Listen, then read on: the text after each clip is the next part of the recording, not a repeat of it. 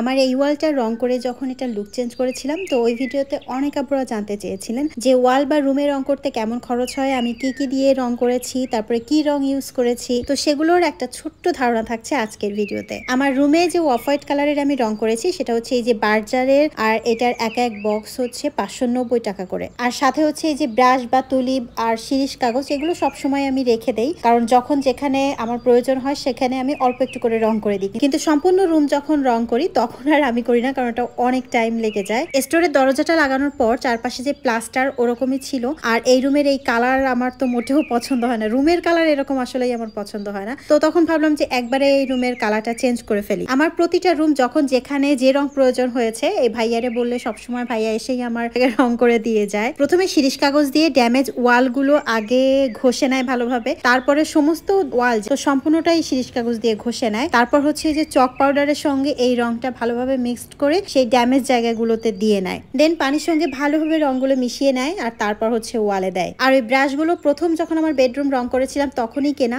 তো এগুলো অনেক দিনই তো থাকে। এই রুমের রেস্টোরের দরজার উপরে কিছু দেই নাই আমি, কারণ এটা আসলে ইউজ করা লাগে মাঝে মধ্যে। তো আমার এই রুমে রং লেগেছে হচ্ছে ফুল একটা, আর আরেকটার হাফ, মানে হচ্ছে 1.5টা। যদি এই রুমটা আগে থেকে সাদা রং থাকতো তাহলে এখানে রং কম ব্যবহার করা লাগতো। আমার এই রুমে কোথাও কোথাও 3বার দেওয়া লাগছে, তারপর হচ্ছে এই রংটা ঢাকছে। যদি ওয়াল সাদা থাকে তাহলে একটাতেই হয়ে যায়। আর এই কাজটা যদি আপনি নিজে থেকে করেন তাহলে তো কোনো মজুরি লাগছে না, আর যদি কাউকে হায়ার করেন তাহলে তো তার রিকোয়ারমেন্ট অনুযায়ী হয়। তো এক একজন এক এক রকম চায়, তো ওইটার কোনো ফিক্সড নাই। ভাইয়া খুব সুন্দর করে সময় নিয়ে যত্ন নিয়ে তারপর হচ্ছে ওয়ালের রংগুলো করে, যেটা আমার খুব ভালো লাগে। আমি যদি এই কাজটা করতাম তাহলে আমার 4-5 দিন সময় লাগতো, তারপর পুরো ঘর এলোমেলো থাকতো। আর ভাইয়া একদম 4-5 ঘন্টাতেই করে দিয়ে যায়, আর খুব তাড়াতাড়ি রংগুলো শুকিয়ে যায়। তো ঘরও অনেকদিন পর্যন্ত এলোমেলো রাখা লাগে না, একদিনেই আবার গুছিয়ে ফেলা যায়। তবে রং করার পর মাঝে মধ্যে যদি কোথাও একটু স্পট লাগে, তো তখন হচ্ছে আমি একটু রং নিয়ে তারপর পানির সাথে গুলিয়ে আবার এভাবে সেই জায়গাটা অল্প একটু রংটা ঘষে দেই ওয়ালে। আর রঙের কৌটা সবসময় আমি একটা বা হাফ এক্সট্রা করে রেখে দেই, যখন আমার প্রয়োজন হয় তখন যেন ইউজ করতে পারি। আর ওয়ালে যে আমি ট্রান্সপার্ট ওয়াল হুকগুলো ইউজ করি,